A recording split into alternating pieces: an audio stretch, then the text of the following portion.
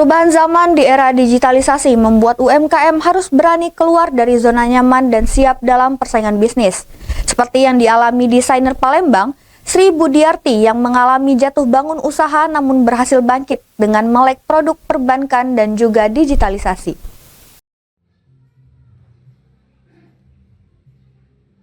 Di kediamannya di Jalan Meriam Seki Palembang ini, kreasi desainer Palembang Sri Budiarti tertata rapi dan terlihat mewah dan elegan. Sri Budiarti yang lebih dikenal sebagai Deden Fashion di kalangan UMKM ini menghasilkan jumputan, baju gamis, plongket, dan beberapa kain khas Palembang lainnya. Sri menjelaskan kecintaannya dengan dunia fashion memang sudah terlihat sejak kecil.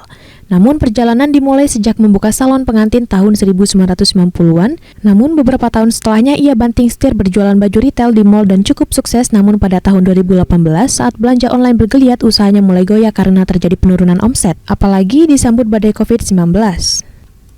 Di saat krisis, ia kembali menekuni mendesain kain khas Palembang dan berkolaborasi dengan perajin-perajin tenun di Sumatera Selatan.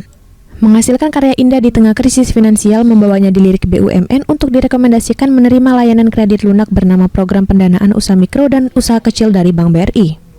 Berkat modal tersebut, usahanya bangkit karena selain di rumah, produknya dijual di Mall dan Kriya Sriwijaya Pemprov Sumsel.